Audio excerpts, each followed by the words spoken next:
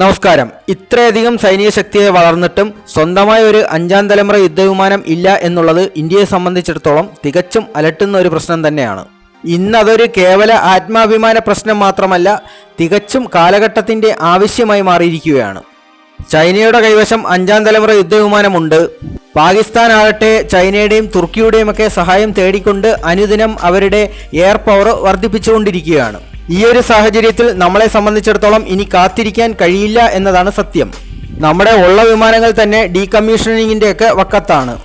തദ്ദേശീയമായി അഞ്ചാം തലമുറ യുദ്ധവിമാനങ്ങൾ വികസിപ്പിച്ചെടുക്കുന്ന AMCA പ്രോഗ്രാം ആണെങ്കിൽ എങ്ങും എത്തിയിട്ടുമില്ല. നല്ലൊരു എഞ്ചിൻ സ്വന്തമായി വികസിപ്പിച്ചെടുക്കാൻ കഴിയാത്തതാണ് പ്രധാന വെല്ലുവിളി. ഈ ഒരു വിഷയം നേരത്തെ ഒരു വീഡിയോയിൽ ഞാൻ വിശദമായി പറഞ്ഞിട്ടുമുണ്ട്. സാഹചര്യങ്ങൾ മനസ്സിലാക്കിയ റഷ്യയും അമേരിക്കയും അവരുടേതായ അഞ്ചാം തലമുറ യുദ്ധവിമാനങ്ങൾ കാണിച്ച് ഇന്ത്യയെ സ്വാധീനിക്കാനും ശ്രമിക്കുന്നുണ്ട്. അതിന്റെ വിശദാംശങ്ങളും അവരുടെ രണ്ട് വിമാനങ്ങളും തമ്മിലുള്ള ഒരു താരതമ്യ പഠനവുമാണ് ഇവിടെ നടത്താൻ പോകുന്നത്.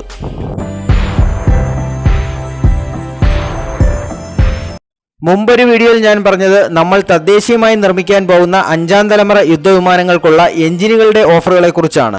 എന്നാൽ ഇപ്രാവശ്യം വിമാനം മൊത്തത്തിൽ തന്നെ തരാമെന്നായി. കുറച്ചുകൂടി വ്യക്തമായി പറഞ്ഞാൽ റഷ്യ അവരുടെ സുഖോയ് Su-57 വിമാനം ഇന്ത്യക്ക് വാഗ്ദാനം ചെയ്തിട്ടുണ്ട്. എന്നാൽ അമേരിക്ക ആകട്ടെ നേരിട്ട് അത്തരത്തിലുള്ള വാഗ്ദാനങ്ങളൊന്നും നടത്തിയിട്ടുമില്ല. പകരം അവർ ചെയ്തത് 2023 ബംഗളൂരുവിൽ നടന്ന എയ്റോ ഇന്ത്യ എക്സിബിഷനിൽ അവരുടെ രണ്ട് F-35 വിമാനങ്ങളുടെ പ്രകടനം പ്രദർശിപ്പിക്കുകയായിരുന്നു. ഇത് ഇന്ത്യയെ സ്വാധീനിക്കാനായിട്ടുള്ള ഒരു നടപടിയായിട്ടാണ് പ്രതിരോധ രംഗത്തെ വിദഗ്ധർ ചൂണ്ടിക്കാണിക്കുന്നത്. റഷ്യയെ ഇന്ത്യയിൽ നിന്ന് അകറ്റുക എന്നുള്ളത് അമേരിക്ക ഉൾപ്പെടെയുള്ള പാശ്ചാത്യ രാജ്യങ്ങളുടെ ഒരു ലക്ഷ്യവുമാണ്. അമേരിക്കയുടെ ലക്ഷ്യം എന്തുതന്നെയായാലും നമുക്ക് ഈ രണ്ട് വിമാനങ്ങളും തമ്മിലുള്ള ഒരു താരതമ്യ പഠനം നോക്കാം. ഇവ രണ്ടും അത്യാധുനിക ശേഷികളുള്ള അഞ്ചാം തലമുറ യുദ്ധവിമാനങ്ങൾ തന്നെയാണ്. ഇവ തമ്മിലുള്ള പ്രധാന വ്യത്യാസം പറയുകയാണെങ്കിൽ F-35 സ്റ്റെൽത്ത് കേപ്പബിലിറ്റി കൂടുതലായിരുന്നു എന്നുള്ളതാണ്. ഇവിടെ ആയിരുന്നു എന്ന വാക്ക് ഉപയോഗിച്ചത് ബോധപൂർവം തന്നെയാണ്. കാരണം റഷ്യ ഈ അടുത്തിടെ സുഖോയ് 57ന്റെ എഞ്ചിനിലും ഡിസൈനിലും ചില നവീകരണങ്ങൾ നടത്തിയിട്ടുണ്ട്. അതുവഴി ഇതിന്റെ സ്റ്റെൽത്ത് കേപ്പബിലിറ്റി ഗണ്യമായി തന്നെ ഇംപ്രൂവ് ചെയ്തിട്ടുണ്ട്. ഒരുപക്ഷെ F-35 തന്നെ എത്തിയെന്ന് വേണമെങ്കിലും പറയാം. ഏതായാലും അതിനെക്കുറിച്ചുള്ള കൂടുതൽ വിവരങ്ങൾ പുറത്തു വരുന്നതേ ഉള്ളൂ.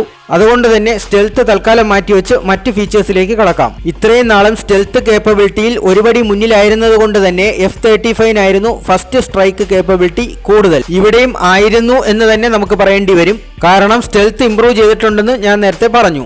Su-57 ഇതുവരെ ഉപയോഗിച്ചിരുന്നത് സാറ്റൂണിന്റെ AL-41F1 സീരീസിൽപ്പെട്ട എഞ്ചിനാണ്. എന്നാൽ അതിപ്പോൾ AL-51F1ലേക്ക് താമസിയാതെ മാറുന്നതായിരിക്കും. പുതിയ എഞ്ചിൻ കിട്ടുക വഴി ഇതിന്റെ പവർ വർദ്ധിച്ചു എന്ന് മാത്രമല്ല പുതിയ കുറച്ച് ഫീച്ചേഴ്സും കൂടെ ഇതിൽ ആഡ് ആവുന്നുണ്ട്.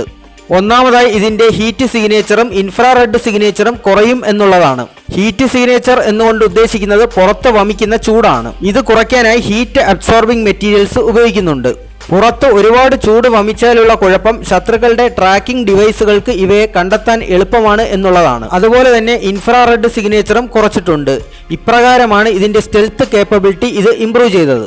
സ്റ്റെൽത്ത് കേപ്പബിലിറ്റി എന്നതുകൊണ്ട് ഉദ്ദേശിക്കുന്നത് ശത്രുക്കളുടെ റഡാറിനെ കബളിപ്പിക്കാനുള്ള ശേഷിയെയാണ്. പിന്നെ മറ്റൊരു കാര്യം എന്നുള്ളത് ഇതിന്റെ നോസിലിൽ ചില വ്യതിയാനങ്ങൾ വരുത്തിയിട്ടുണ്ട്. ഇതുവഴി ത്രസ്റ്റ് വെക്ടറിംഗ് എന്നൊരു ഫീച്ചറാണ് ഇതിൽ ലഭ്യമാവുന്നത്. ഇതുമൂലം എക്സോസ്റ്റ് ഗ്യാസിന്റെ ഡയറക്ഷനിൽ ചില വ്യതിയാനങ്ങൾ നടക്കുന്നുണ്ട്.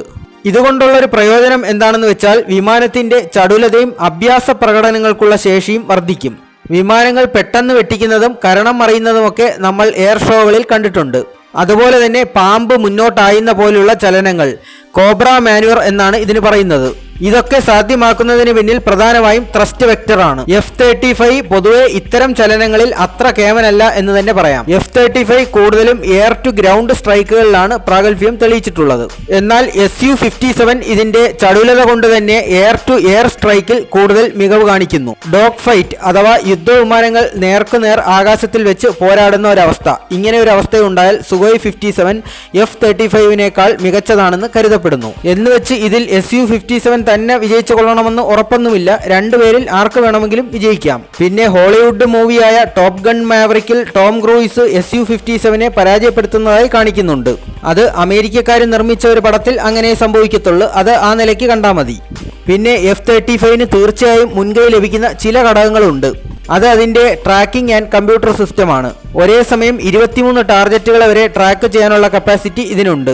അതുപോലെ തന്നെ ഗ്രൗണ്ട് ബാറ്റിൽ നടക്കുന്ന സമയത്ത് റിയൽ ടൈം ഇമേജുകൾ ഇത് പൈലറ്റിന് കൈമാറും. ഇങ്ങനെ വരുമ്പോൾ സാഹചര്യങ്ങൾക്കനുസരിച്ചുള്ള തീരുമാനം എടുക്കാനുള്ള ശേഷി വർദ്ധിക്കുകയാണ്. രണ്ട് വിമാനങ്ങളുടെയും വേഗത താരതമ്യം ചെയ്യുകയാണെങ്കിൽ Su-57 ആണ് വേഗത കൂടുതൽ. മാക് 2 ആണ് ഇതിന്റെ പരമാവധി സ്പീഡ്. അതേസമയം F-35 മാക് 1.6 മാത്രമേ ലഭിക്കുകയുള്ളൂ. രണ്ട് വിമാനങ്ങൾക്കും ആണവായുധം ഉൾപ്പെടെയുള്ള അത്യുഗ്രൻ മിസൈലുകൾ വഹിക്കാനുള്ള ശേഷിയുണ്ട്. പിന്നെ വലിപ്പത്തിന്റെ കാര്യം നോക്കുകയാണെങ്കിൽ Su-57 ആണ് വലിപ്പം കൂടുതൽ. അതുപോലെ തന്നെ പേലോഡ് വഹിക്കാനുള്ള കപ്പാസിറ്റിയും ഇതിന് തന്നെയാണ് കൂടുതൽ.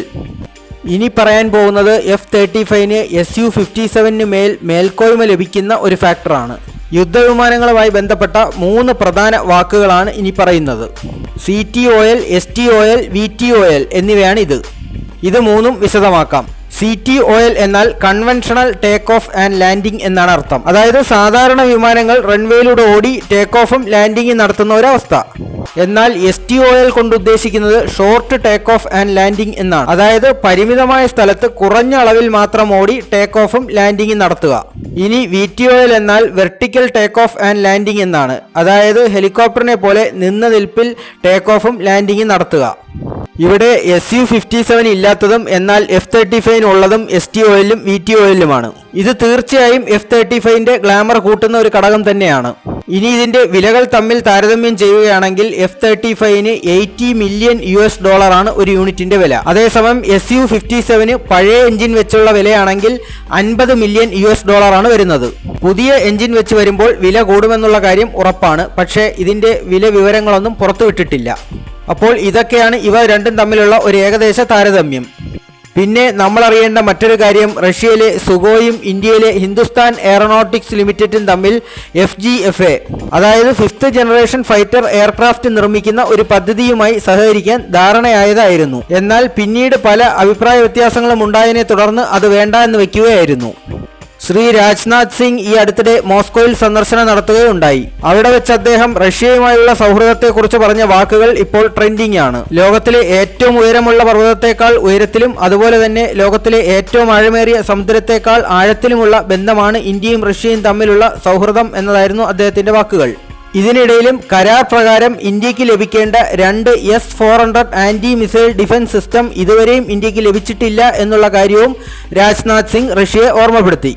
2025 തീർച്ചയായും ഇത് ഇന്ത്യക്ക് നൽകുമെന്നാണ് റഷ്യ പറഞ്ഞിരിക്കുന്നത്. 2025 നിശ്ചയിച്ചിരിക്കുന്ന പുടിന്റെ ഇന്ത്യ സന്ദർശനവും ഇന്ത്യൻ പ്രതിരോധ മേഖല വളരെ പ്രതീക്ഷയോടുകൂടിയാണ് വീക്ഷിക്കുന്നത്. ഇനി അമേരിക്കയെക്കുറിച്ച് റഷ്യ ഇന്ത്യക്ക് നൽകിയ മുന്നറിയിപ്പിലേക്ക് വരാം. ഇത് കിൽ സ്വിച്ച് കോൺട്രോവേഴ്സി എന്നാണ് അറിയപ്പെടുന്നത്. അതായത് അമേരിക്കൻ ആയുധങ്ങൾ വാങ്ങിക്കഴിഞ്ഞാൽ നിർണായക ഘട്ടത്തിൽ അമേരിക്കയ്ക്ക് വേണമെങ്കിൽ ഇതിന്റെ ചില ഫീച്ചേഴ്സ് ലോക്ക് ചെയ്യാൻ കഴിയും. കാരണം സോഫ്റ്റ്വെയറിന്റെ പ്രവർത്തനം എന്ന് പറയുന്നത് അതിന്റെ നിർമ്മാതാക്കൾക്ക് എവിടെ ഇരുന്ന് വേണമെങ്കിലും നിയന്ത്രിക്കാം. അതിന്റെ അർത്ഥം അമേരിക്കൻ ആയുധം വെച്ച് അമേരിക്കയെയോ അവരുടെ സുഹൃത്തുക്കളെയോ ആക്രമിക്കാൻ കഴിയില്ല എന്നതാണ്. ഈ ഒരു കിൽ സ്വിച്ച് സത്യമാണെങ്കിൽ അമേരിക്കയ്ക്ക് മാത്രമല്ല ആയുധം നൽകുന്ന ഏതൊരു രാജ്യത്തിന് വേണമെങ്കിലും ഇങ്ങനെ പ്രയോഗിക്കാവുന്നതാണ്. അങ്ങനെയെങ്കിൽ മഹാഭാരതത്തിൽ കർണന് കിട്ടിയ ശാപം പോലെയാകും. നിർണായക ഘട്ടത്തിൽ ആയുധവിദ്യ മറന്നുപോകട്ടെ എന്നതായിരുന്നു കർണന് കിട്ടിയ ആ ശാപം. ഇവിടെ ആയുധം ബ്ലോക്ക് ആകുന്നു, അത്രമാത്രം. ഇവിടെയാണ് നമ്മുടെ മേക്ക് ഇൻ ഇന്ത്യയുടെയും ആത്മനിർഭറിന്റെയും ഒക്കെ പ്രസക്തി. അതുകൊണ്ട് തന്നെ 5ാം തലമുറ യുദ്ധവിമാനങ്ങളുടെ ആവശ്യത്തിനായി ഒരു വിദേശ രാജ്യത്തെ ആശ്രയിക്കുക എന്നുള്ളത് ഒരു താൽക്കാലിക പോംവഴി മാത്രമാണ്. നമ്മുടേതായ സാങ്കേതിക വിദ്യകളും പരീക്ഷണങ്ങളുമായി മുന്നോട്ട് പോകട്ടെ എന്ന് ആശംസിക്കുന്നു. ജയ് ഹിന്ദ്.